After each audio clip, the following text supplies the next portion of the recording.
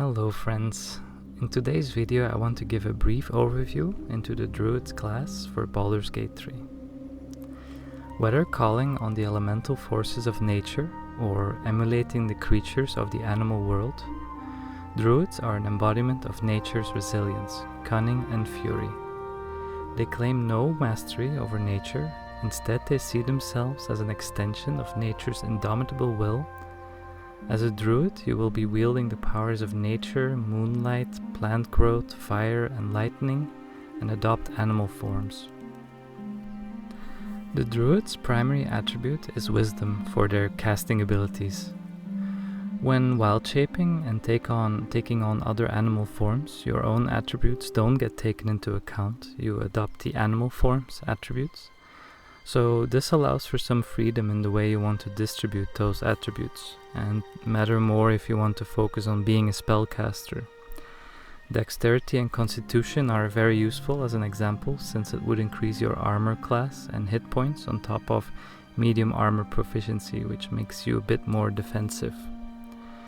Other proficiencies of the druid are wisdom and intelligence saving throws, light and medium armor like I just mentioned, shield, club, dagger, javelin, mace, quarterstaff, scimitar, spear, and it wouldn't be a real druid if not for sickle proficiency.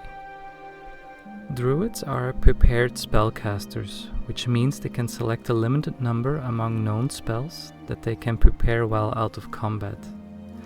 They wield a nice variety of offensive, defensive, and utility spells that use the elements or nature, like for example bark skin, create fog, thunder wave attack, and entangle enemies with vines that sprout from the ground, just to name a few things. On top of that, druids have the ability to wild shape from level 2 onwards. They can do so 2 times every long rest and 1 time every short rest. In early access we have access to a variety of animal forms, with each of them having their own abilities. The badger can burrow underground and get underneath obstacles even, or provide some interesting battlefield mobility. Wolf can inspire a party with its howl. A cat can stealth and distract unaware enemies. A spider can web enemies. The deep rothe can charge and cast dancing lights. The bear is tanky and can taunt enemies, and the raven can fly and blind enemies. More animal forms will be in the final release of the game, like the owlbear for example. There are 3 druidic subclasses to choose from. These refer to circles of druidic society you want to be part of. These 3 are called Circle of the Land Druids, Circle of the Moon Druids, and Circle of Spores Druids. So the Circle of the Land Druid focuses on spell casting. They get extra cantrips and get to replenish spell slots once per day out of combat with natural recovery. Circle of the Moon is focused on wild shaping. They get combat wild shape, which is a bonus action, meaning we can change animal form and still do an attack.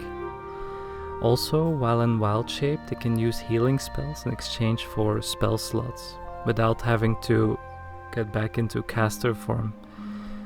Also, they have access to more and stronger wild shape forms and elements than the Circle of Land or Spore Druids. Then there is the Circle of Spores Druid. These druids find beauty in decay and have a deeper understanding of the cycle of life and death. They are surrounded by a halo of spores they can choose to unleash in an area around them and cause necrotic damage. Also in later levels being able to reanimate the dead, which is really cool. So what is it like to play as a druid? The druid is a very versatile class. Its role description would be tank, battlefield control and support class. You can buff your party with bark skin for example, hold enemies with vines or hold person spell. Also you have several healing spells, and even when being more specialized in spell casting, you can still make use of the animal forms on occasion and mix things up. The other way around is also true, and being focused on wild shaping, you still have all the druid spells available to you, so you can use some spells before shaping into your wild shape if you choose to do so. The druid also has some really great and fun multi-classing options. For example, the barbarian druid harnessing nature and rage together to become just devastating. Or a monk druid for unarmed defense in animal form, to get stunning strike in bear maybe, or fury of paws, claws, hoofs, you get the gist. Lastly, role-playing wise, it can be very fun to side with nature for your personal narrative, and to talk to the various animals, which will add a lot more content in the form of dialogue and quests to your game that otherwise could be missed. With the release around the corner, I am looking into the different classes I would like to play when the game launches. I am still deciding on which one will be my first. Doing research into these classes helps a lot towards this decision, and I think the Druid has a very big chance to be the one I will go for. Feel free to leave a comment if you are also considering a Druid or any of the other classes. Thank you so much for watching. Like and subscribe for more. Bye-o!